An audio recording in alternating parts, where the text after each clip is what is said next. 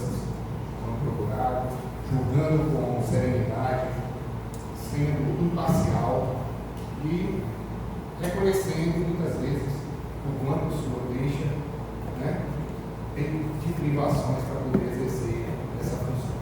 Parabéns pelo trabalho, como sempre. Recebeu a notícia um pouco triste, mas não sei, não consegue que você é só fake news. Doutor Leandro, eu tenho o prazer, vou ter a satisfação de relatar aos meus colegas advogados quanto o senhor é fiel à sua missão. A função do doutor de justiça, do Ministério Público, na sua história no Brasil, desde as organizações anônimas, desde 1500, defendendo os interesses da sociedade, sendo guardião da lei. Obrigado pela sua disposição. Aos servidores da Justiça, todos, sempre fazendo as coisas acontecerem, muitas vezes em cima da hora, como hoje, né? Temos que tínhamos uma previsão do júri local, depois teve que ser alterado, e vocês se desdobraram e, creio eu, a melhor solução. Estamos aqui todos hoje. E nesse ponto, vou fazer aqui um agradecimento especial à Resina, cidadão, morador dessa comarca e que se despede de sua missão. Parabéns pela sua história. Eu conheço há anos, pessoa sem palavras. Eu que todos os seus colegas compartilham desse meu pensamento, desse foco de felicidade, que goza de sua aposentadoria crescida. Aos meus policiais militares aqui presentes, policial militar que muitas vezes é uma função até certo modo grave e pouco reconhecida pelo valor daquilo que você disponibiliza para a sociedade brasileira. Muito obrigado aos senhores. Aos meus colegas, advogados, defensores desse tribunal do júri, o Dr. Jaime, o Dr. Brito, o primo, com o qual eu residi em São Paulo por anos. Tivemos a nossa primeira oportunidade de militar na advocacia no Fórum Criminal da Barra Funda, e graças a Deus obtivemos êxito lá, e não será diferente para eu. O Juvenal Vermelho Neto, também meu primo, qual eu convidei para que viesse aqui trazer um pouco do seu conhecimento, engrandecer o status da defesa, da sua presença e com o seu conhecimento, acima de tudo. Muito obrigado. Jefferson, estagiário de direito, se formando, logo vai estar militando também. Eu no quarto seguir na advocacia, vai procurar outras vezes, sem ter sucesso. Parabéns. Isso aí. Senhores e senhoras, meus cumprimentos aos familiares da vítima, se caso tenha algum aqui também presente, meus sentimentos, não é uma situação que a defesa se agrada, mas é uma situação necessária.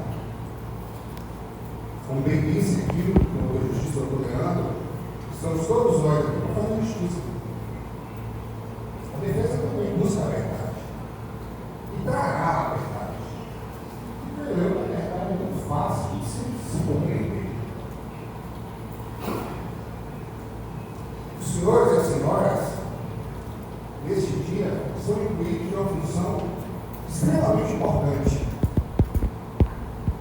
atribuídos aos senhores pela Constituição, para que façam os senhores o julgamento de um par, de um igual, e neste caso é o Adão. Você vai só pedir para o Adão sentar aqui? É possível? Adão, por favor, você não sei aqui.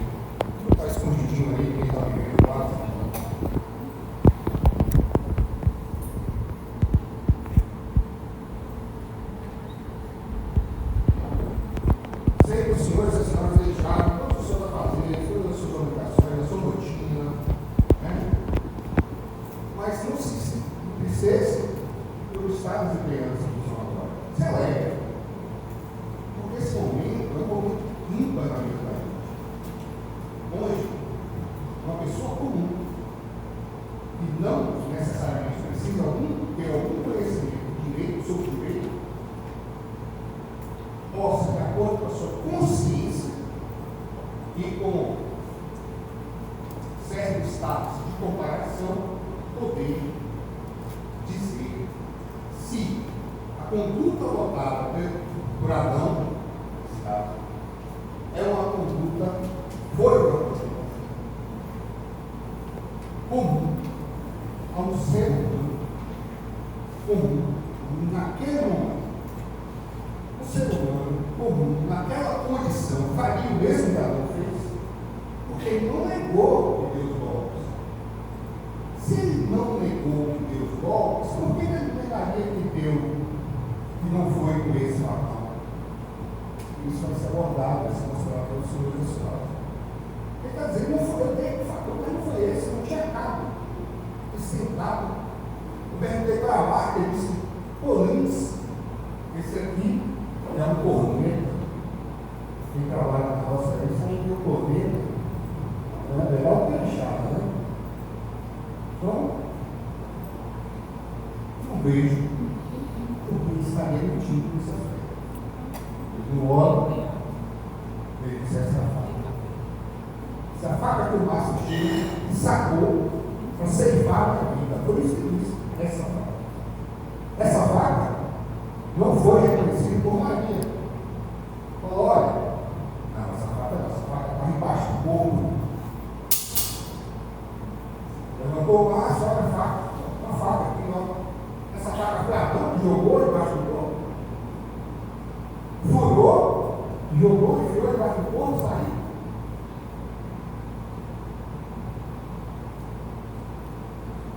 Vejo os senhores e senhoras que até o momento eu não vi isso. Mentira.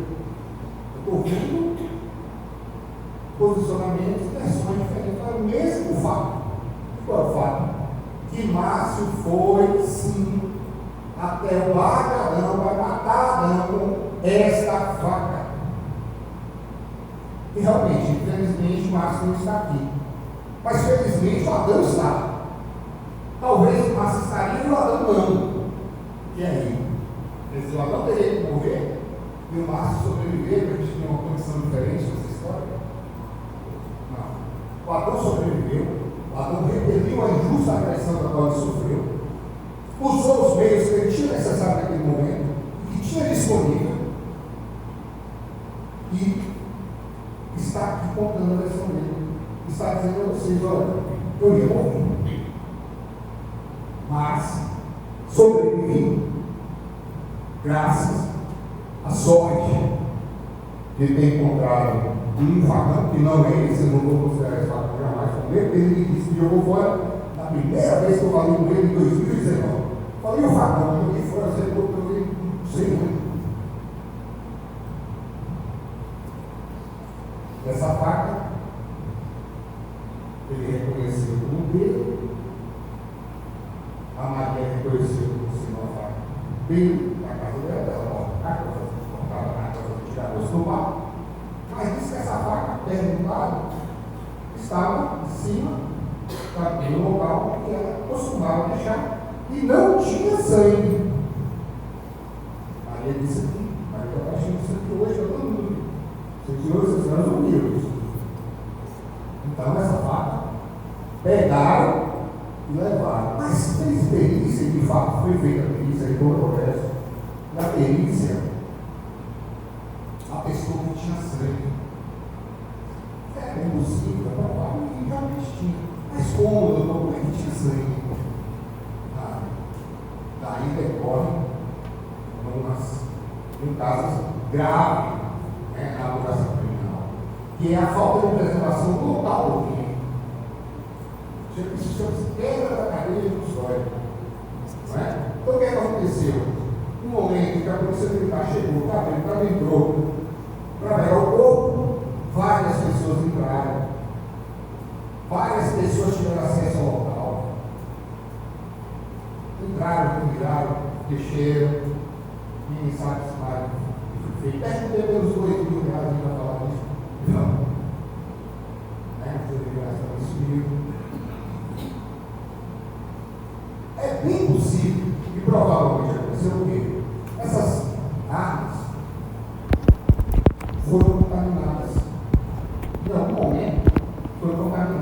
estou dizendo que foi de propósito, mas pode ter sido de forma acidental. Ele não teria por que mentir, né? Dizer, de fato, o cachorro de facão é essa faca. Foram 20 cortes, o alto ali. Não muda nada, muda alguma coisa? Então ele não está mentindo. Eu vou fazer só uma observação rápida aqui com relação ao Ministério Público, pelo Leandro, é que no laudo que os senhores receberam, que também tem esse laudo, se os senhores observarem, não tem nenhuma das descrições das 20 listadas, nenhuma lesão, pérfuro, cortante, pérfuro, cortante. Consegue entender a diferença? Corto, contusa, cortou e causou uma contusão, né? Machucado, vamos dizer, uma aceleração. Que não é aceleração, trava. Pérfuro, importante, você via, tá? E dá um rasgo. Dois rasgos.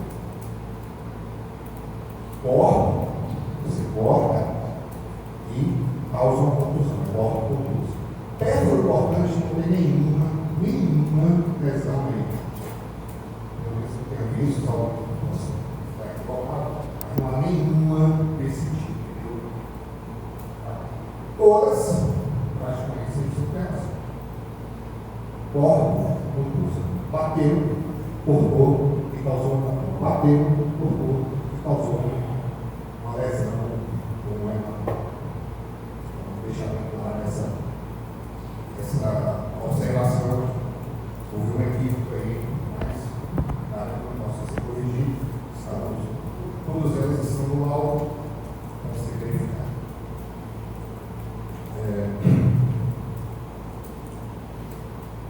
Eu gostaria de falar um pouco de Adão. Adão é um cidadão marrakechense. É praticamente daqui. Estava vestindo a palavra ali, né? Eu estou ouvindo o palestino assim. Igual. É uma pessoa do meio de vocês, é uma pessoa da infância da maioria de vocês, é uma pessoa que nunca causou nenhum tipo de transtorno para a sociedade, é uma pessoa que vive para o trabalho, é uma pessoa que vive para a família, é uma pessoa que vive para os 4 filhos, é uma pessoa de 73, 72, ela tem vias de 73 anos de idade, e que esteve frente a frente com um cidadão desconhecido para a maioria, que, ao relato das pessoas que estiveram aqui, da maioria não trabalhava, e que pode ser, conforme narrou aqui a acusação, pode ser que ele estivesse ressentido com Adão, porque Adão pode ter ou não dito alguma coisa com relação a uma ferida do corpo dele. Daria a máxima de até o bar de Adão com uma faca e tentar matar Adão? Justifica. Eu dizer, eu não gosto de você, você é feio, você tem uma ferida, você é fermenta, você tem um dedo cortado. Adão daria ao dedo da conversa deformado com a corte. Ele sofreu corte na mão, ele ficou Adão sofreu lesão, sofreu corte. Aí o alvo os ossos. Então, senhores e senhoras, vocês se pensam, a grande verdade é que Adão sim agiu numa desatitude. Sim. Adão agiu em legítima defesa. Sim. Agiu repelindo uma agressão na medida que essa agressão acontecia. Agiu para defender seu bem maior, a sua vida. Agiu de forma a repelir aquilo com aquilo que tinha disponível, que achou disponível. Para Adão ser, para termos aqui uma condição diferente de legítimo defesa, eu acho quase impossível. Eu vejo quase como temerária. Imagine o senhor e a senhora está na sua residência, no seu comércio, de repente uma pessoa com uma faca, não importa se ela queria dinheiro, se ela queria uma bala, um refrigerante, ela puxa uma faca aí. E eu vou me matar. E os senhores e as senhoras fariam nesse sentido. Se acontecesse com um parente meu, ou de vocês, qual seria a reação dessa pessoa? Ela não utilizaria um facão para se defender se ela tivesse disponível. Eu vou pegar o facão desproporcional, uma faca. Eu gostaria de ter uma espada nessa situação. Estou defendendo, estou protegendo, estou usando o meu instinto mais primitivo. Daí, toda vez que eu falo isso, eu me converto no chefe. O instinto mais primitivo do ser humano é o de autopreservação. Se preservar a vida. E esse instinto de autopreservação decorre de algo muito simples: do medo, do temor, do pavor. E esse estágio de medo alcança tal nível para o ser humano que lhe dá algumas condições que não são normais em situações cotidianas. Muitas vezes, excesso de força sobre-humana, 10 vezes mais força do que um momento normal. O pico da adrenalina, né? É o pânico. Eu vou morrer. Você tem força sobre-humana, você tem agilidade sobre-humana, mas também você tem certas limitações. Quais são essas limitações? Muitas vezes você tem uma amnésia parcial. Eu vou mostrar aos senhores que isso de fato, cientificamente ocorre. As pessoas perdem a coordenação. Perdem a coordenação, ela fica, vamos dizer assim, agindo de forma automática. Ela não raciocina. E esse estado não nos altera sozinho. Uma vez atingido esse estado não se modifica sozinho. Esse estado só se modificaria se uma terceira pessoa intervir para. Mas enquanto isso não ocorrer, a pessoa tende naturalmente, não é maldade, é instinto, é automático, e é de todo ser humano, pode acontecer com qualquer pessoa. Quando Adão diz que ele deu 2 povos ou 3, ele diz que 2 ou 3, não me lembro mais, é justamente isso. Foi justamente isso que aconteceu. O estado de pânico que eles se encontravam naquele momento foi tão grande, de tamanho, que ele perdeu totalmente os sentidos, as razões. E daí, os senhores e senhoras podem verificar que ele sequer se lembra do pedido de Vossa Excelência. Ele coloca novamente o vídeo, onde ele vai até a loja vizinha, parede por parede da loja dele, do bar dele, aproxima de Roberto, e realmente Roberto, você não tem problema não, ele passa de bola, o Jansen, ele já se assustou, o Jansen teve uma postura que eu entendo que é normal. Ele viu aquilo, ó, se afastou, ligou para dentro da loja, está aí o vídeo. não gerou, vamos dizer assim, né? Então o grito travou, mas saiu. Estou vendo? Notem que Adão se aproxima. Aqui o Roberto, que é a janela, né? Os padrinhos de alumínio. E o Adão vem, notem, isso pode parar essa discussão dele. O Adão vem, ó, ele é vizinho de parede. Eu fiz algumas perguntas. Ele veio de onde? Vocês se recordam? Ele veio de onde? Vocês terminam? Não, ele veio da casa dele. Sim, mas ele veio pela calçada, veio pela rua, como é que foi? Não, ele veio pela calçada, vocês terminam. Até essas certezas que disseram estão se equivocando. Né? Naquele momento, também estavam imbuídas de um certo temor, a ponto de não se reportar e dizer assertiva equivocadamente, mas compreendentemente, de forma firme, que ele veio pela calçada, que ele veio pela rua. Está aqui o vídeo. Talvez o vídeo que você apresentou, o vídeo está nos autos. Logo que ele não veio pela calçada, a calçada está aqui. Ele veio de cá, nesse sentido. Isso demonstra o quê? Que Adão, naquele estágio,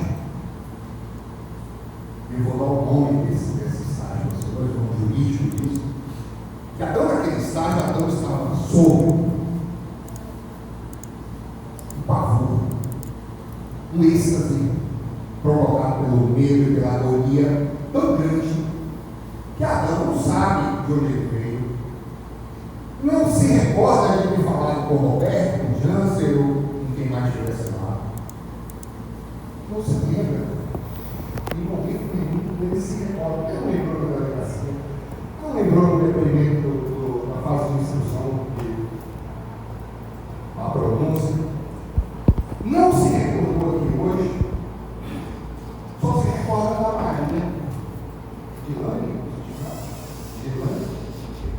a Maria, eu acho que eu chamo ela de Deus, fala assim, não, eu fui para casa de Deus, entreguei a cara e falei, chama a polícia, matei o homem lá. Ele falou para mim isso, primeira vez que eu falei com ele. Quem mata, quem tem o desejo de matar, quem quer o evento, o resultado morte, não manda chamar a polícia, manda.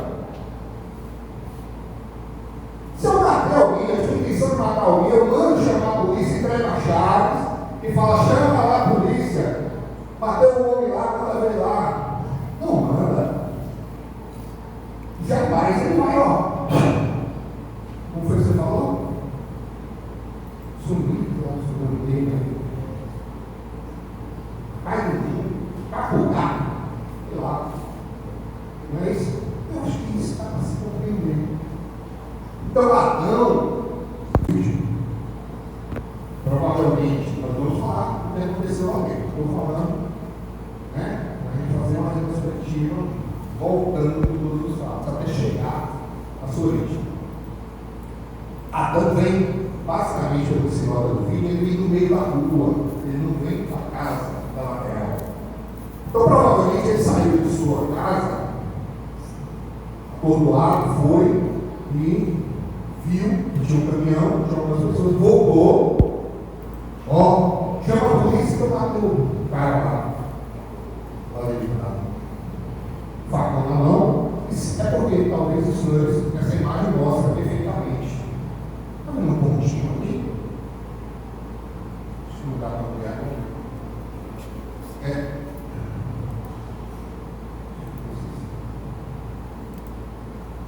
Tá. Mas, se os senhores quiserem se aproximar para ver, ele está com o facão e está com o dedo assim.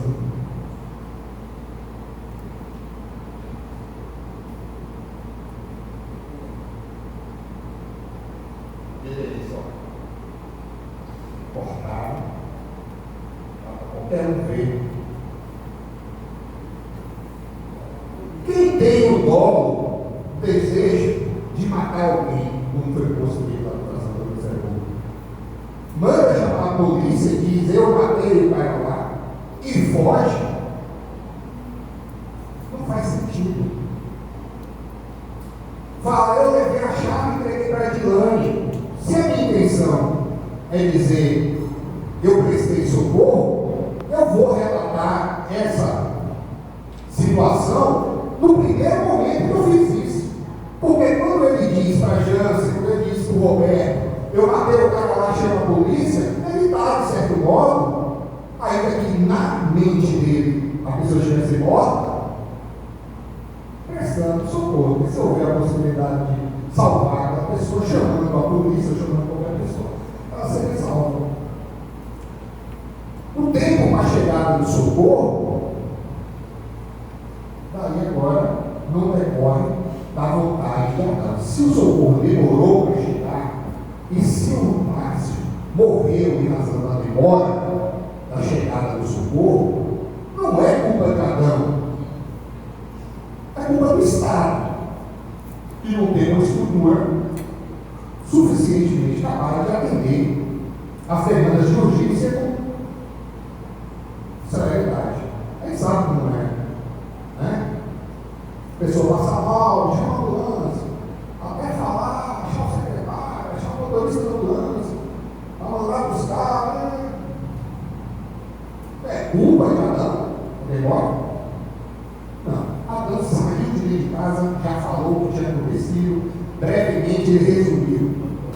Então Adão não quis resultado lógico. Adão não agiu com a vontade livre e consciente, ou assumiu o risco de produzir aquele resultado que seria o dólar. Adão agiu de forma em legítima defesa. E daí, num estado que o direito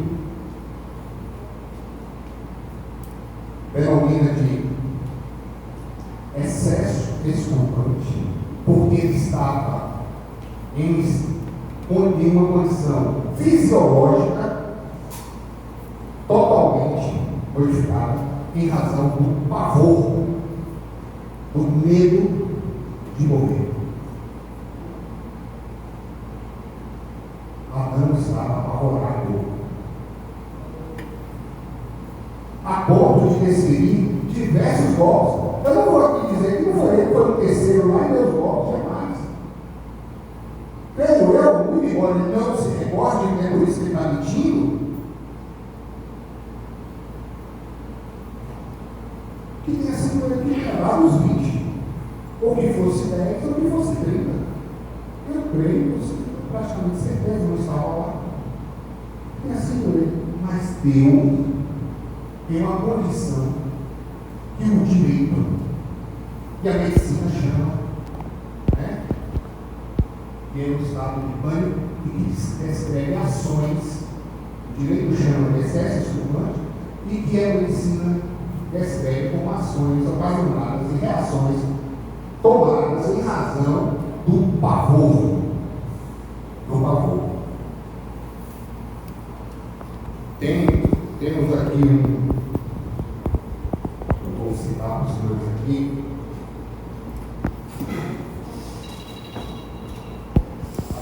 a definição dada.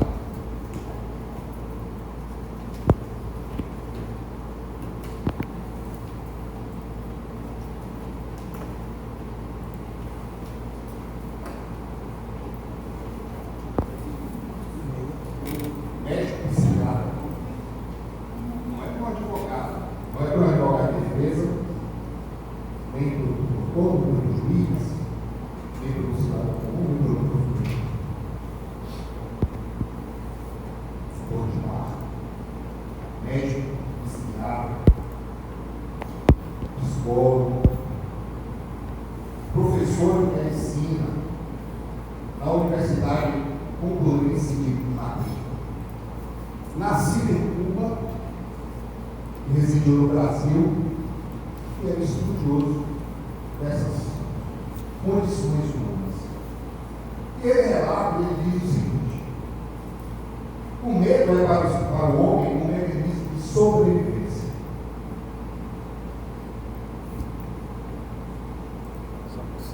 Pois deixa-nos afastados de situações de perigo.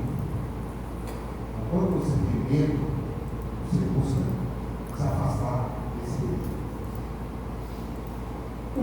passa por diversas etapas.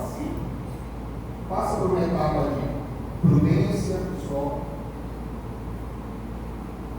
passa por uma etapa chamada de concentração, fica mais focado, passa por um estágio de alarme, um alerta, depois um estado de angústia, e é ali que tudo começa. A angústia provocada pelo medo, ela desencadeia algumas reações fisiológicas de todos os seres humanos, às vezes em maior ou menor quantidade, mas em todos. O que a angústia causa? Diz-se, a angústia se caracteriza pela desorganização das reações e pela incapacidade de autorregulação. Desorganização das reações. Reage de forma desorganizada. E ele é incapaz de se regular, de se controlar. As pessoas desse estágio não conseguem mais conter suas emoções. Diante de situação fobística, ou seja, diante do medo, o corpo quase que não mais o obedece. Em curso da total para total perda de controle. Então, quando você está nessa condição do medo do provoca de angústia, você já não controla mais suas reações, suas emoções. Muito menos regula, você consegue controlá-las.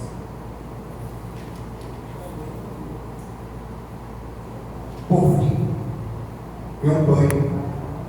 O que é o pânico?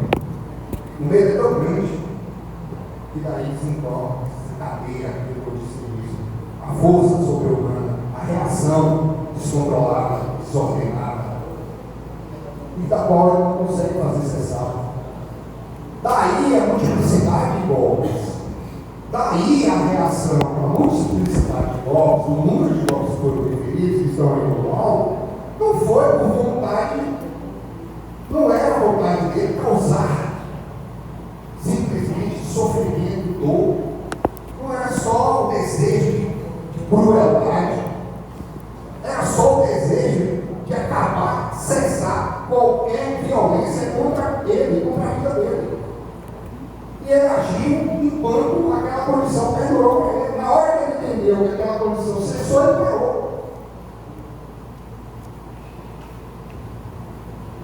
Adão não desejou, no momento algum, antes ou durante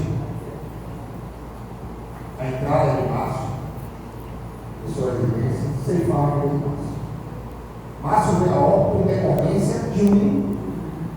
decorrência e em consequência de uma ação do próprio Márcio. E até Adão com uma faca para tentar tirar a vida de Adão. E Adão usou daquilo que ele tinha disponível para proteger o seu bem maior que a sua vida. E o que qualquer um de nós faria naquela condição. Peraí, deixa eu me dar 2, 3 facadas para daí eu vou começar a reagir. Não, eu tenho que reagir imediatamente a primeira coisa que morre não. Infelizmente, se o desenrolar de toda essa história foi a morte de Márcio, não foi por desejo de Adão. Adão acordou naquele dia e disse: hoje eu vou matar Márcio. Hoje eu vou cortar Márcio do facão, vou botar 20 facões lá no dia dele. Esvair de sangue no chão.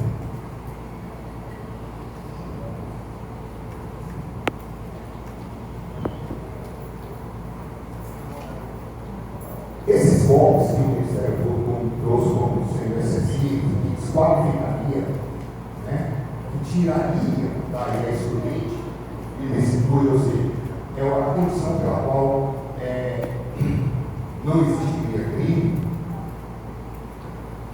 ocorreu nessa condição eu disse aqui, a medicina escrita e os tribunais de todo o nosso país, do Brasil, o STJ, STF, os tribunais dos estados, todos eles. A jurisprudência nesse sentido é pacífica. Ela diz o quê?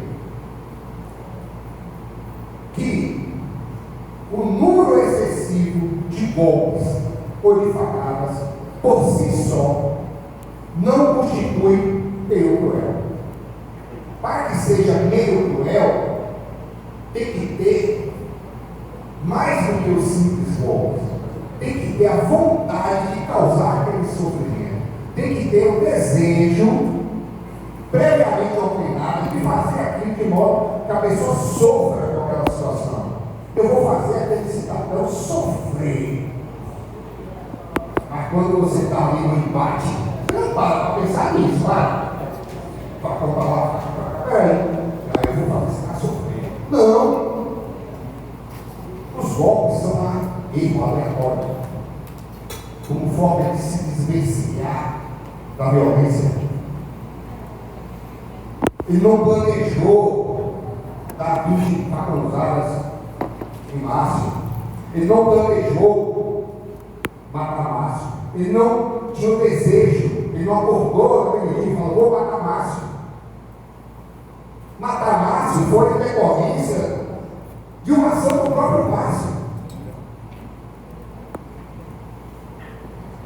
E não de uma iniciativa de Adão. E por isso a defesa, sim, suscita a excludente de licitude por excesso desculpante. Esse excesso praticado com os diversos golpes que Adão descreveu, dois ou três, não se lembra. O nome disso, o direito, a doutrina e a jurisprudência caracteriza uma nova super legal, que foi bem dito pelo doutor Justiça, como um excesso desculpante, ou seja, de fato houve um excesso na sua defesa, mas esse excesso, ele é desculpante, ou seja, ele é perdoável. Ele é perdoável por quê? Porque ele estava nesta condição sobre-humana e fisiológica de medo, de pavor. Então, eu suplico aos senhores do Tribunal do Júri que, quando voltarem, o terceiro quesito apresentado aos senhores e senhoras, e lhes foi perguntado se Adão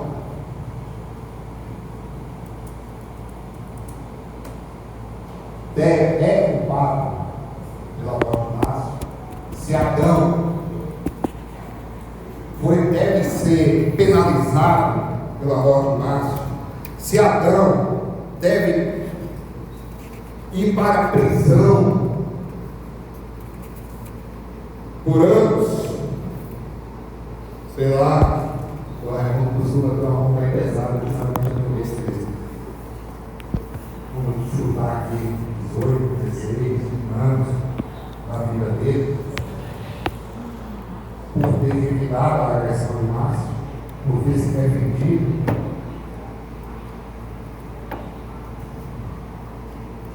Com relação a esse quesito, que é o terceiro quesito que vai ser apresentado aos senhores e às senhoras,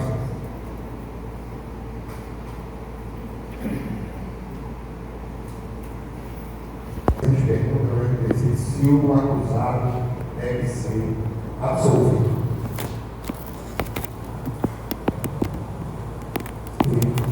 Os senhores e as senhoras se concordam, se acreditam que Adão se defendeu, ainda que tenha, como disse o Zé Burro, se cedido dos golpes, mas se acreditam que ele se cedeu diante que ele é Davi diante de Golias, um homem idoso, beira dos 70 anos de idade naquela época, diante de um jovem, forte, vigoroso, tem rancenismo, legal, mas era forte, alto,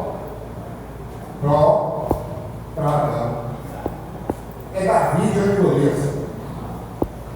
Isso é postura de Adão. É condizente com o que nós apresentamos aqui hoje no Peça de Defesa, como um excesso, sim, mas um excesso desculpante, um excesso perdoável diante do medo do pavor que se encontrava. O réu deve ser absolvido? Sim. Sim. Adão não merece ficar na cadeia, Adão não merece ficar 10, 15 ou 20 ou 30.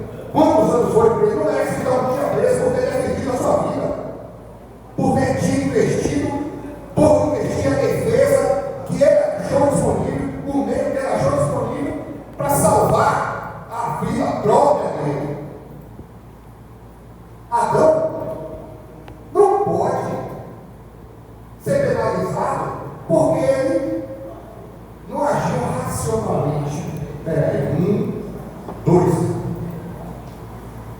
Opa, 3, 4, 10, 20. Deixa eu parar aqui que aí eu vou perder lá o privilégio da legítima defesa. Quem está nesse momento, nessa condição? Será que pensa nisso? Será que tem esse conhecimento? Será que tem essa frieza? Eu não teria. E sou advogado, me lido em conheço a lei. Aprendo todos os dias. Todos os dias. E ultimamente eu trabalhei muito, o doutor Raimundo tem ensinado muito. O doutor Leandro também, que hoje muito bem, explorou de forma perfeitamente as condições.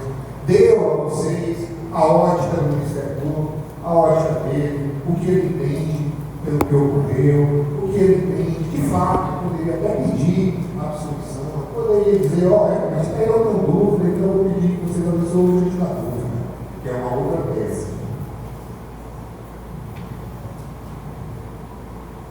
Mas vocês são pessoas comuns, que têm que decidir com pessoas comuns. Se fosse para decidir conforme o ordenamento jurídico, conforme o regramento do direito, não precisaria de vocês estar aqui. Ninguém aqui é mais qualificado para julgar do que o juiz. Estudou, faculdade, formou, exerceu a advocacia, prestou concurso, muitas vezes mais de um concurso, mais de um concurso, né? Foi evoluindo o conhecimento, ampliando o conhecimento, sentar para presidir o tribunal do júri.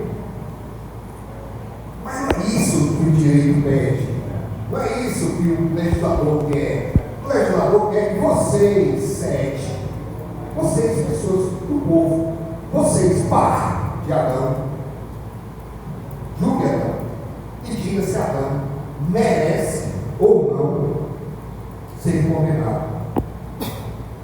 Se Adão deve ser preso, processado, já está sendo, vai ser condenado por ter defendido a vida dele, tem controvérsia, defendeu. O problema não é ter defendido a vida dele. O Ministério Público concorda até que o máximo é lá de intenção sim, né, de causar mal a Adão.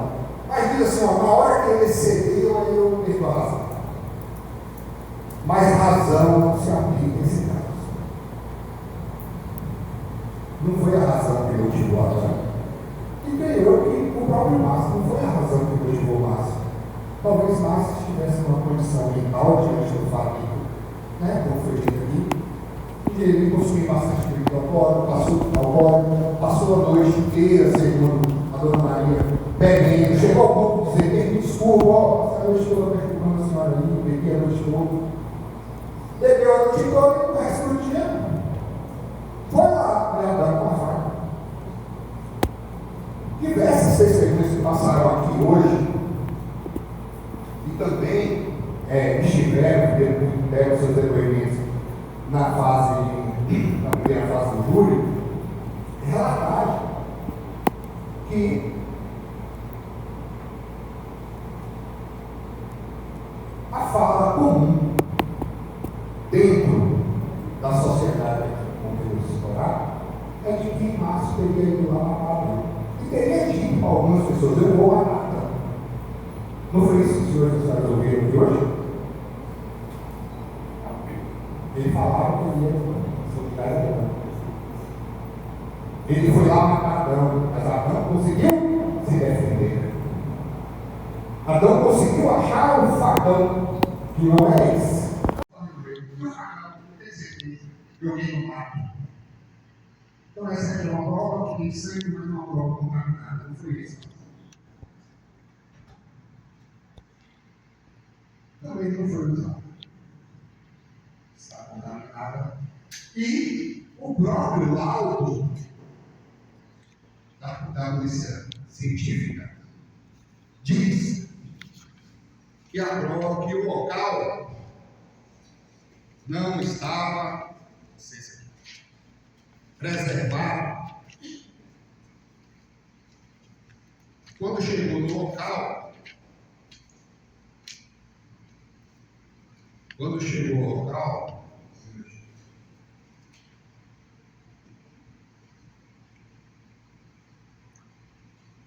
laudo de exame pericial,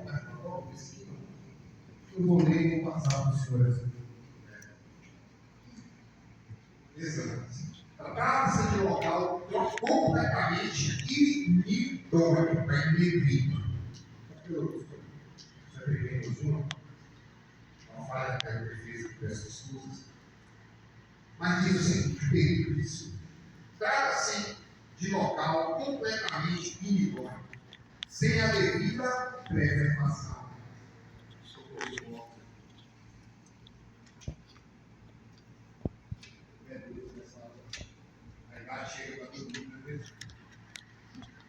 Sem a devida preservação, sem a presença de agentes públicos resguardando o estado das coisas. Ou seja, não havia no local ninguém, nenhuma autoridade preservando o estado das coisas, para que a perícia pudesse ser feita de forma que refletisse a realidade. Então a perícia feita não reflete a realidade. E o próprio perito está dizendo isso aqui.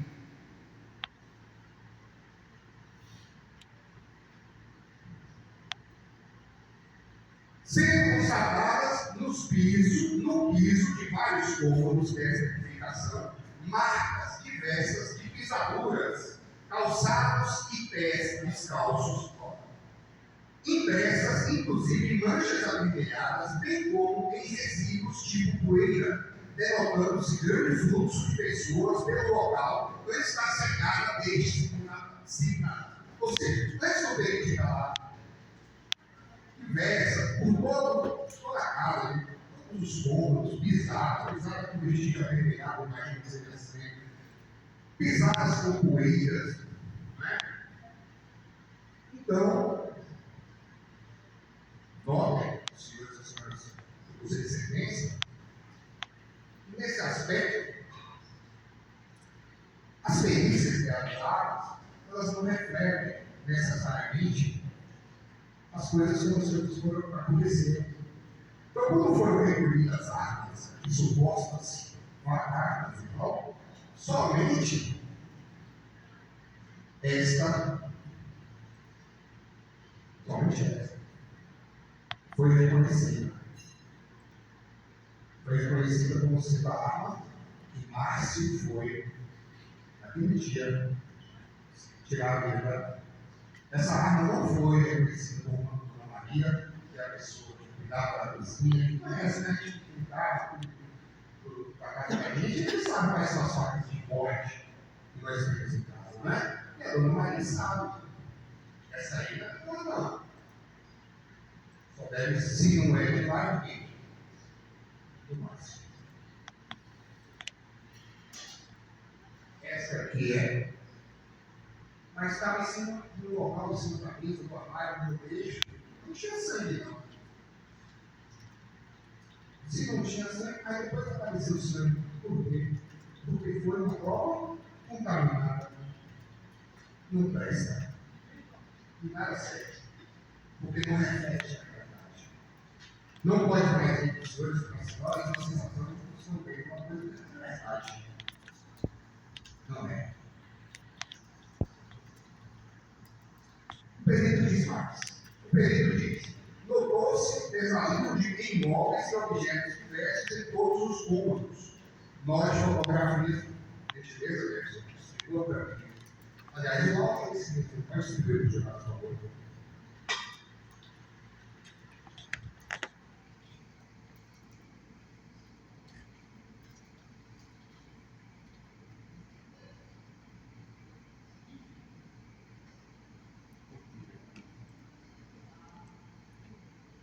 Se os senhores olharem, o que eu acabei de dizer, na primeira página desse protocolo, do Leandro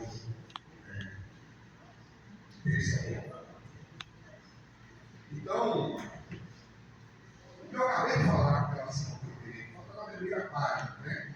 Trata-se de um local completamente eletrônico, ou seja, não é um local eletrônico, um local apresentado, não tem agente de segurança preservando absolutamente nada. O acesso das pessoas, a comunicação das pessoas livres, pessoas mexiam, fazendo o que queriam.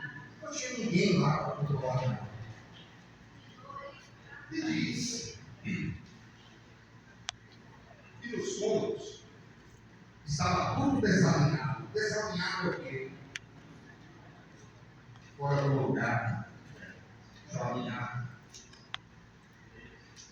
Guarda-roupa fora do lugar. Na foto. O bem que fez realmente trabalhar na foto, mas realmente. A outra estava pior, eu sou dissidente do MPS. Logo melhor, e isso foi o que. Então, assim, vocês podem verificar nas fotos que estão aí, nas fotos dos dois das senhoras, que houve uma completa destruição, iniciando pelo pai. Márcio entrou no pai, anunciou o desejo dele, segundo Adão, passa a droga, a arma, o dinheiro da droga e as armas, enfim, ou me dá uma cachaça, ou me dá uma cerveja, ou me dá um refrigerante. Eu acho que isso aí não muda nada. Desculpe, Adão é velho, é investido, Márcio joga em Adão a estufa do bar, nessa fotografia que vocês podem ver.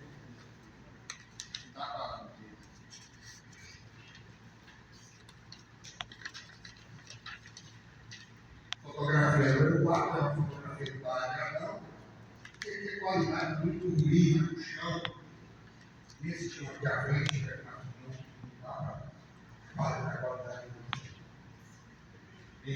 mas no chão dá para ver na foto original que tem uma estufa. E você vê, conforme ela falou, garrafas, lá, caixas de cerveja de lata, tudo espalhado. E Márcio jogou, Márcio saiu. E nesse ponto, eu gostaria de fazer com os senhores vocês o seguinte exercício. Imagine que isso aqui fosse um bar. Você coloca o cano no bar. Você coloca o cano no bar. Eu sou o cano no bar. Você chega. E por algum motivo, qualquer que seja o motivo, começa uma discussão. Uma briga, uma confusão. Você não falou nada, vocês não falaram nada. Eu provoquei o seu bar, eu te insultei. Saia do meu bar. Não quero você do meu bar. Qual é a sua reação nesse momento, diante da violência do proprietário do bar? Seria sair do questão e entrar para dentro da residência do dono do bar, ou seria sair porta fora, sair daqui? Se a sua intenção, se você não tivesse uma intenção com qualquer vontade de causar qualquer mal, eu creio que a reação comum de qualquer pessoa seria voltar, deixa eu sair daqui. Mas a pessoa que estava mal intencionada, a pessoa que tinha o desejo de causar o mal, a pessoa que tinha o desejo de matar o dono do lar, ela não iria sair porta fora. De fato, ela iria investir contra o dono do lar. O dono do lar iria correr, e ele iria correr para onde está o agressor, ou ele iria correr em sentido contrário de onde está o agressor. Ou seja, ele traria porta adentro para a sua residência. Foi o que Adão fez. Correu para a sua residência. Então, o cenário é mais ou menos esse. No fundo, assim, como tem aquela portinha ali, é uma porta que dava acesso à casa da minha mãe. Eu estive lá, eu fui lá. Eu vi tudo isso ali, o chão deitado, lá fogo, mesa, cadeira, lá, eu estive lá. Márcio é o verdadeiro agressor. Márcio, infelizmente, iniciou toda essa situação. Adão é vítima da investida de Márcio. Adão se defendeu da investida de Márcio. Correu para dentro da sua casa desarmado. Adentrou para dentro de sua residência. Foi perseguido por Márcio e também entrou lá dentro. Teve um infortúnio no momento que ele passou por uma porta. Só estrada pelo lado do bar, do lado dele, só com a chave. A porta bateu e agora ficaram os dois presos. Sem poder ter como sair. Ela disse: é culpa de Adão ou é culpa de Márcio? Quem foi culpado? Adão é culpado de ter corrido para militar de Márcio, ter corrido para ter uma faca de burro? Vai ceifar a vida dele? Bom, Adão entrou de casa e aí eu pedi a ele que calma, importante que as pessoas entendam como foi o evento que aconteceu, como se deu a dinâmica. Márcio entrou do lado, vocês discutiram, qualquer que seja a razão. Adentrou para dentro de casa, Márcio foi atrás, ele foi para o quarto, Márcio foi atrás, Márcio pegou, jogou o Adão em cima de Adão. Adão conseguiu se diferenciar, correu, foi para a cozinha. Da cozinha foi para a sala. A sala ficou do mundo. E ficou nesse jogo de gato. Até que Adão foi para a garagem. Isso tudo foi de Adão, do jeito dele. A gente tem que dar um desconto para Adão, porque muitas vezes ele não compreende a pergunta e atropela e responde até que você gosta assim, do meio de forma desconexa. Mas ele fala a verdade. Ele fala a verdade. Eu cheguei na garagem e vi o facão. Peguei o facão, eu fui pegar o facão e cortou o meu dedo, me com a faca, acertou na minha mão. Os senhores receberam o sangue sexual, testando o corte. E, nesse momento, iniciou-se aí uma batalha. Só que agora, Davi tinha uma arma maior do que a Golias. E conseguiu, obviamente, com o facão, ter uma certa vantagem pelo distanciamento em relação ao faca. Isso é óbvio. Acontece em qualquer tipo, até no boxe. Né? Você tem um alcance mais longo, você tem vantagem. E Adão usou essa vantagem para se defender, para preservar a sua vida. Desferiu o primeiro golpe? Detalhe, ele não recebeu, não foi fácil que recebeu o primeiro golpe. O primeiro golpe que recebeu foi Adão na mão. Mas poderia ser na jugular, poderia ser no peito, poderia ser na barriga. Foi na mão, por sorte e por azar. Os golpes de Márcio, também disse aqui, estou levando, por azar de Márcio, os golpes dele foram, grande parte, na região da cabeça. Mas, segundo o próprio laudo, logo daqui, está bom? Segundo o próprio laudo do microscópio, de para localizar aqui os nossos filhos. Segundo o próprio laudo do microscópio, nenhum corpo de região vital,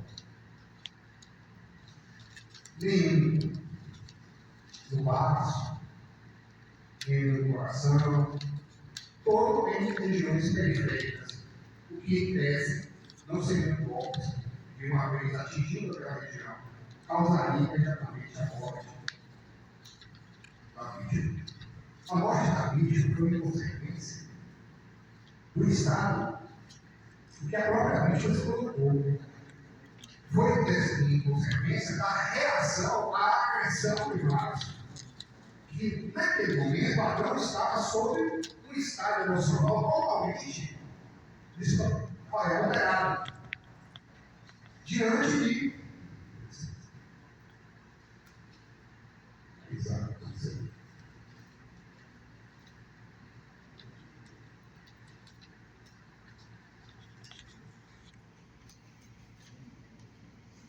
esse exame médico do laudo do Leandro dos senhores do lado microscópio,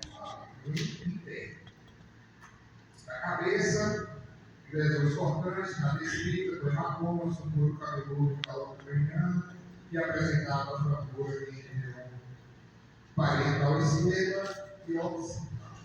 Cerrada a calor aberta, do cabo que observou em todo o parequima, sem outras alterações. Ora, feita a iniciação do membro, manúbio, rubiana, dissecada a musculatura peitoral anterior, cavidade abdominal, mineral,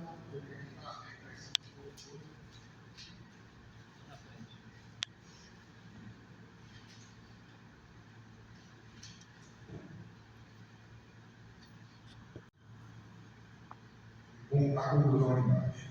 Né? Então, assim, de todos os golpes que foram descritos por Adão, o que se pode concluir é que nenhum foi dado pensadamente e imediatamente sem família e massa. Foram golpes aleatórios sobre a existência, aleatórios, golpes de defesa.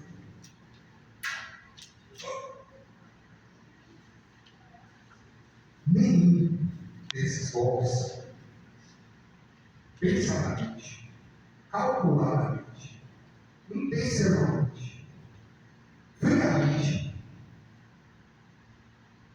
com a intenção de ser família. Sim, diversos golpes, sim, mas no estado em que ele se encontrava, qualquer um de nós daria o maior número de golpes possíveis para se ver livre daquela situação. Eu, Maria, tenho certeza que a maioria de nós daríamos. Isso é como disse aqui. Olha, ele deu o primeiro, o segundo, já é suficiente para acessar qualquer ação. Eu tenho um primo, ele é de Lenço, talvez você já tenha ouvido falar a história dele. Foi primo. Meu primeiro legado de Lenço. Ele estava numa festa aqui muito bom, tinha um cigano lá, e eles, de repente, começaram a discussão. O cigano sacou, atirou, pá! Primeiro tiro, maxilar de Noé, estraçalhou o maxilar. Estraçalhou esse maxilar. Noé voltou e seguiu. Seguiu. Tiro na boca, subiu a boca dele. Até hoje ele é formado. No segundo tiro, pá! Do peito.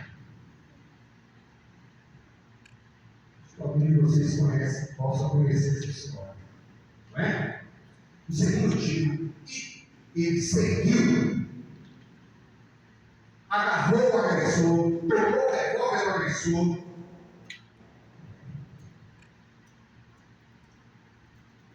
E aí ele estava ouvindo principalmente desse grupo, dessa força sobre-humana. E ele usou isso para se defender. Ele botou os tiros no peito, na boca, e se defendeu, e saiu andando, e lutou a arma. Na confusão, pega aqui, para lá, o cara se fugiu, não. É isso? Depois trocou tiro para a polícia militar lá dentro, ele assumiu e morreu. Dentro da assumiu. Então, essa história de você estar um golpe, dois golpes, é suficiente qualquer cara, não é bem verdade. Pode ser uma situação racional, mas uma situação real, a realidade não é assim que funciona. Dois golpes pode ser que faça cessar a pessoa, pode ser que não faça. Possa ser que seja necessário outro, e agora a cabeça não estou entendendo mais nada, porque eu estou fora de mim, Adão estava fora dele, fora da condição humana normal dele, fora do estado de ser um bom homem, educado, que agrada as pessoas, cidadão de bem, zeloso da família. Adão se encontrava numa condição, como eu disse, que a lei recebe como escovante de culpabilidade. Ele não estava agindo de forma racional, de forma consciente. Então, quando for apresentado no presídio, e ser presídio aos senhores, se o acusado deve ser absolvido, suplico novamente. Digam sim. Sim, por quê?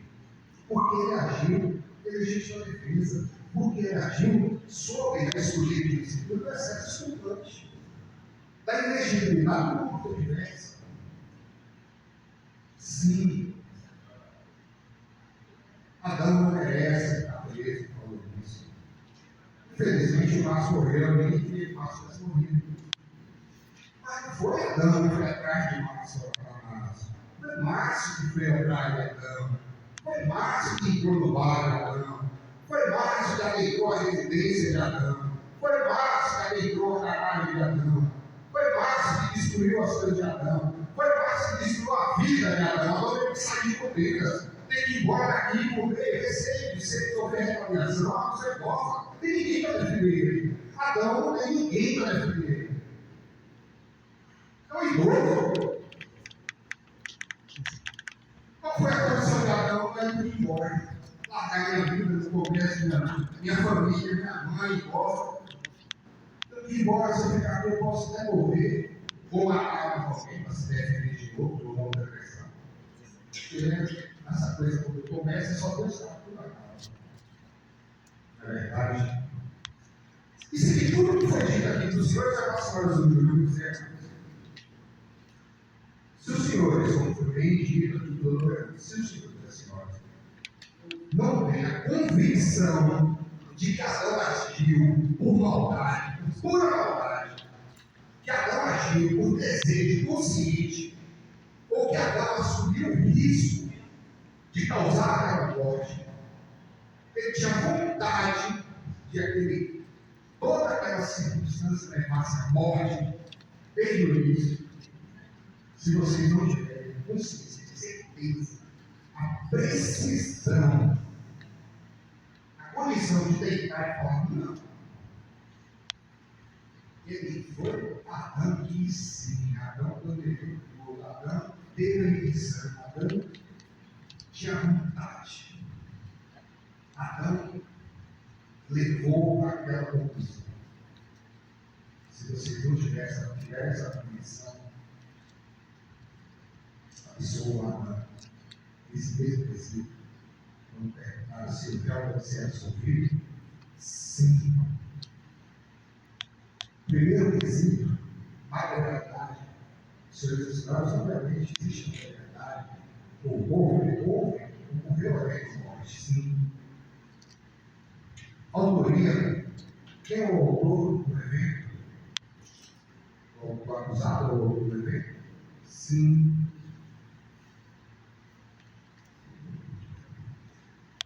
O acusado é culpado? Não. Deve ser o seu filho? Sim. Sim, sim e sim. Esses são os votos do que essas senhoras e senhores se acreditarem no que foi dito aqui por nós, pela defesa, por Adão, e por terem, de certo modo, um conhecimento finalmente fora, saber alguma coisa do fato. Sim.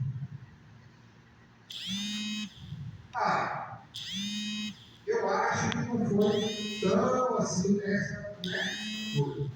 Olha, existe uma coisa no direito que chama a clemência. A clemência, os senhores e senhoras dos residentes até sabem que é culpado, mas optam, escolhem ser clementes. Vocês têm esse poder de ser clementes e absorverem a pistola, o acusado, sim, por clemência. Sim, porque eu não tenho certeza do que aconteceu. Sim, porque eu sei, eu acredito que ele agiu sobre a excelente vicissitude do excesso espontâneo. Sim. Vou deixar o Roger falar um pouco aqui. Tá? Muito desejo de ver vocês também.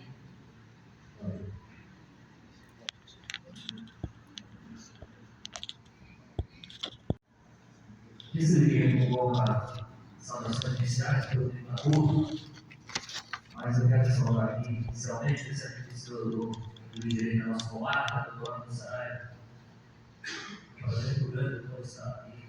O meu primeiro júri, e é a honra de ter como presidente desse evento do ano de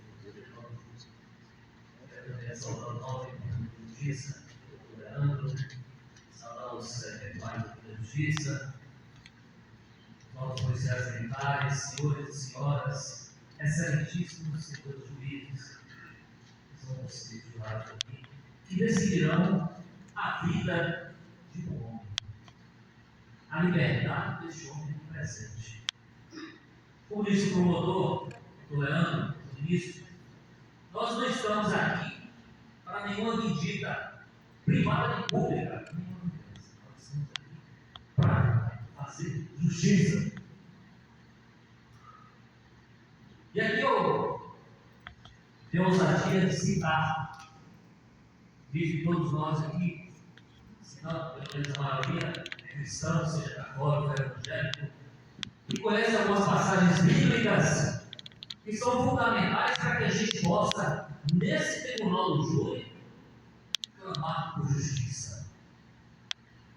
Jesus disse em João 8,7, quando a mulher adúltera seria apedrejada por cometer adultério, um crime tipificado ali na lei de Moisés.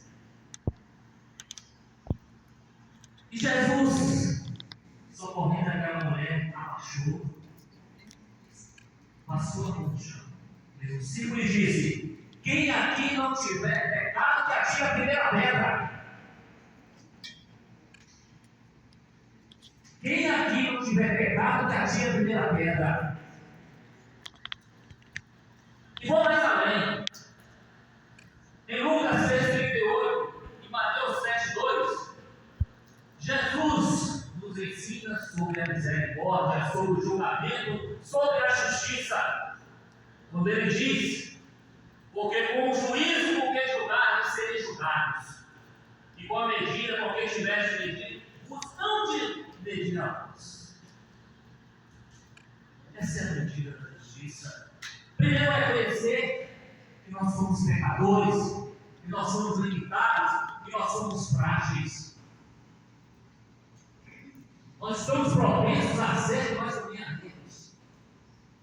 E ninguém está livre de passar pela mesma situação que esse homem passou. Uma situação de aflição, de estar sozinho, trancado, sua vida em risco. De alguém que de repente chega no seu estabelecimento com uma peixeira, e aqui foi caracterizado pela testemunha uma pessoa forte, podemos dizer, um jovem de 42 anos, um senhor que ainda tinha 65 anos de idade. É como o doutor Elvano diz, é Davi contra Golias. Então, senhores jurados, é importante que a gente tenha isso em mente. Nós não estamos aqui para julgar segundo a letra fria da lei. Nós estamos aqui para julgar com justiça. Porque nós estamos julgando aqui um ser humano ou igual a nós, que passou por uma situação que podemos passar também.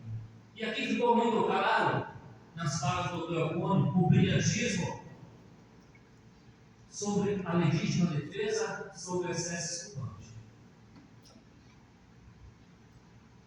Porque acredito que assim como o senhor Adão, se eu estivesse na mesma situação dele, eu faria igual ou pior, porque estava em jogo a minha vida.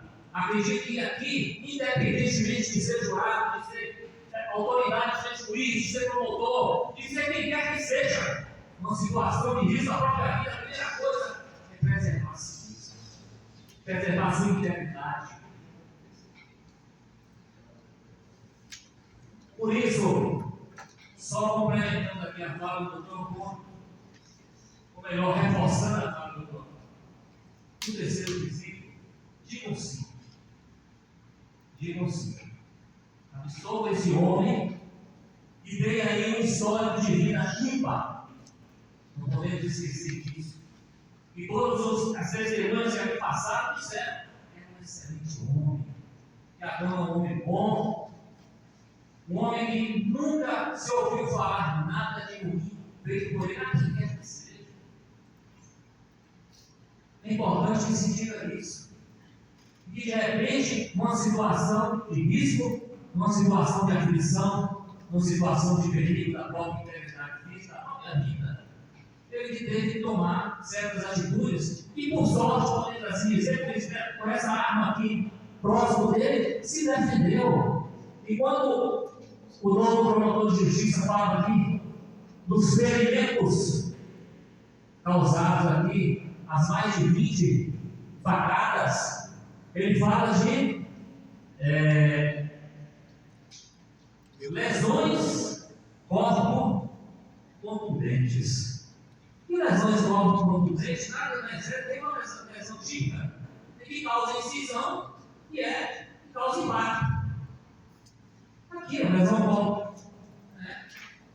tem a capacidade de cortar e pelo tamanho vai causar um impacto. Isso é lesão corpo contundente. Como poderia ser um facão, ele poderia ter encontrado um machado, uma foice, uma enxada ali, tudo ia causar uma lesão de corpo contundente. Agora, se observarmos aqui, como diz o doutor, no próprio laudo pericial, nós vamos ver que não houve nenhuma lesão interna nos órgãos vitais. Prova de que ele não quis, não tinha intenção de matar. Até porque, se ele tivesse a intenção de matar, ele ia ao senhor Márcio estar no chão, ele ia furar o órgão vital ali para logo aceitar a vida dele. Mas ele não fez isso. Infelizmente, numa situação que ele estava de perigo, acredito que inconscientemente ali no momento só com o instinto de se salvar, ele desferiu vários golpes e aí causou lesões corporais na vítima. E aqui o próprio laudo diz que a morte foi causada por hemorragia profusa. Hemorragia profusa significa perda de sangue. Não foi causada porque perfurou o órgão vital dele, não. Foi causada por causa da perda de sangue. E nós vimos aqui que ele saiu com vida e foi falecer, infelizmente, inumado. Mas vamos ficar claro nisso. Então, houve aqui uma lesão corporal. Se caso possa excelências não entendam que houve aqui, que realmente houve a intenção que seja desclassificado aqui para lesão corporal no sentido de morte, que é o que causou lesão corporal no sentido de se defender de, como o produtor diz, pré-doloso, dolo no antecedente e culpa no consequente. É um crime pré-doloso. E o próprio laudo pericial atesta isso. Porque se ele tivesse a intenção de matar, ele tinha essa faca, esse facão de disposição para definir o voto. O homem tinha, como diz a prova peixeira, o próprio estava embaixo dele. Como é que ele, como diz o doutor Aponte, como é que ele ia? Né? Se ele quisesse matar, ele pegava a peixeira e a própria vítima estava e furava a vítima no coração, no pulmão, e no final, na carreira, em qualquer lugar. Mas não foi isso que aconteceu. Então, se não foi o entendimento de Vossa Excelência, o que não se espera, o que se espera é ser a pessoa desse homem, esse senhor, que viveu a vida toda aqui com medo de segurar, com integridade, com honra, com respeito, que se desclassifique para a lesão corporal seguida de morte. E por fim, do tempo da cidade da vida, eu quero também aqui lembrar que, caso não seja esse ainda o entendimento de Vossas Excelências, nós não podemos deixar de reconhecer que ele agiu, segundo o artigo 121, parágrafo 1º do Código Penal, por violenta emoção, logo em seguida a injusta provocação da vítima. É uma causa de redução da pena. Nós não podemos deixar de reconhecer isso também. Então, subsidiariamente, a defesa pede também, caso não seja o entendimento pela absolvição, que é o que eu repito, que não se espere que vocês absolvam, digam sim, para que a gente possa fazer justiça. Deixa eu orar. E mais uma vez, concluindo aqui, eu volto a repetir: quem não tiver pecado, que atinja a primeira pedra. E com a mesma medida que nós medirmos, nós seremos medidos. E vocês, os senhores do jurados, que são juízes aqui da causa, que vão julgar a vida desse homem, a liberdade desse homem, façam justiça. E honrem, honrem aí aquilo que vocês foram chamados a servir neste momento, a ser juízes da causa, a fazer justiça, a lutar pela vida, pela liberdade. Pela vida e liberdade, não só de quem partiu da vida, mas principalmente de quem se defendeu para não morrer. Obrigado. Senhoras e senhores, realizada a votação, todos interessados retornam a esta sessão. Antes da leitura da sentença, procederei aos agradecimentos às pessoas participantes deste dia. Agradeço primeiro ao senhor promotor de justiça, Dr. Leandro Carvalho Duca Aguiar, promotor da comarca, com quem tive o prazer e a honra de trabalhar por quase 6 meses na condução dos trabalhos dessa comarca. Parabenizo ao senhor pelas explanações proferidas no dia de hoje, profícuas e precisas. Idêntico cumprimento estendo ao advogado Dr. Elcônio Brito Moraes, não sendo por menos que o senhor sempre figura entre os advogados mais designados para as defesas ativas na comarca. Parabéns pela explanação neste plenário, com teses possíveis fundadas nos autos, efetivando a defesa do réu de maneira inteligente e técnica. Igualmente, Dr. Juvenal, estendo ao senhor os mesmos elogios. Obrigado a todos pela condução equilibrada e competente dos trabalhos, sempre muito respeitosos um com os outros e com os jurados, que foram brindados com explanações claras, objetivas e voltadas única e exclusivamente à busca da verdade e ao auxílio dos jurados na formação de sua convicção sobre o caso. É importante que se diga que não há favoritismo pelo Ministério Público ou pela advocacia. Ambos são essenciais à busca do justo e exercem papéis igualmente relevantes na promoção da justiça. Agradeço ainda aos servidores da Vara Crime da Comarca de Ituaçu, Vera Lúcia Silva Inácio, Meire Ângela Novaes Meire e Valdirene Rocha Silva Ribas, servidoras dedicadas, comprometidas e que, através do trabalho desempenhado, possibilitaram a realização desta ascensão. Agradeço aos oficiais de justiça, Zilene, Nice e Adão, pelos serviços prestados, principalmente pela agilidade no cumprimento das intimações, mesmo quando assoberbados de trabalhos. Agradeço mais uma vez ao presidente da Câmara de Vereadores e aos edis que compõem esta casa, por possibilitarem a instalação e a realização da presente sessão na cidade de Contendas do Sincorá, aproximando o Poder Judiciário da população local. Ao pessoal da Portaria, Limpeza e Copa também, que garantiram a nossa alimentação, a nosso café e a nossa água. Agradeço aos agentes de polícia que garantiram a segurança de todos os presentes para que essa sessão pudesse se realizar sem maiores sobressaltos. Agradeço ao público presente na sessão pelo comportamento educado e colaborativo que permitiu o desenvolvimento dos trabalhos sem interrupções e perturbações. É importante destacar que a instituição do júri encontra-se prevista na Constituição dentre os direitos e garantias individuais mais importantes dos cidadãos. A participação popular no Poder Judiciário não é apenas o atendimento de uma obrigação, é um privilégio daqueles que são selecionados de exercerem de modo efetivo a cidadania, a autêntica democracia.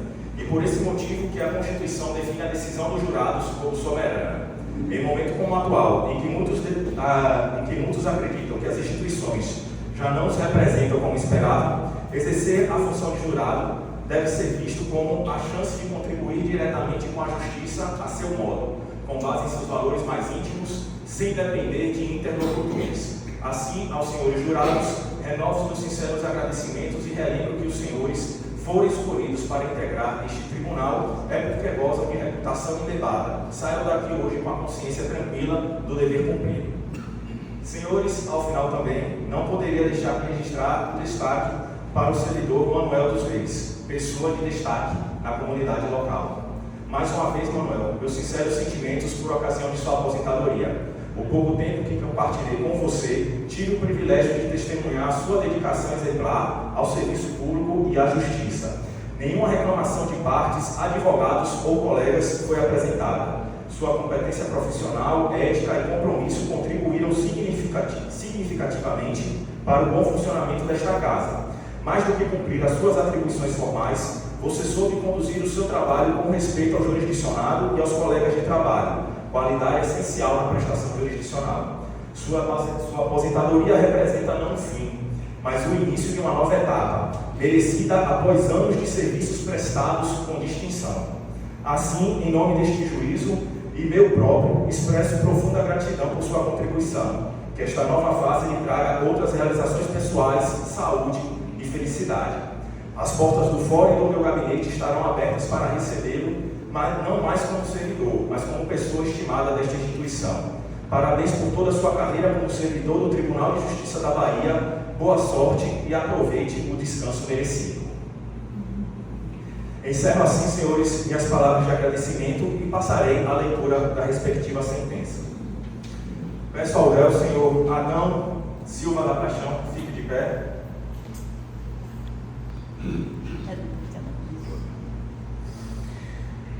Nesse momento, será feita a leitura da sentença, que será proclamada nos seguintes termos. Dispensada a leitura do relatório, em plenário, o Ministério Público requeriu a condenação da parte ré nos termos da pronúncia. A defesa, por sua vez, sustentou a tese de inexigibilidade de conduta diversa, da desclassificação e da clemência. No crime contra a vida, o colendo conselho de sentença, em resposta aos quesitos formulados, por maioria dos votos, reconheceu a presença da materialidade e da autoria. Contudo, absolveu o acusado por maioria dos votos, tendo a votação dos demais quesitos sido prejudicada. Em face do exposto, em conformidade com a decisão do Conselho de Sentença, julgo então improcedente a proteção punitiva estatal vazada na exordial acusatória e absolvo o réu Adão Silva da Paixão, anteriormente qualificado, das imputações que lhe pesavam nestes autos. Fica lida e publicada em audiência a sentença e intimados todos os presentes. Sala das sessões plenárias do Tribunal do Júri, Comarca de Ituaçu, cidade de Contendas do Sincorá, 30 de abril de 2025, às 17h26. Declaro encerrada a sessão.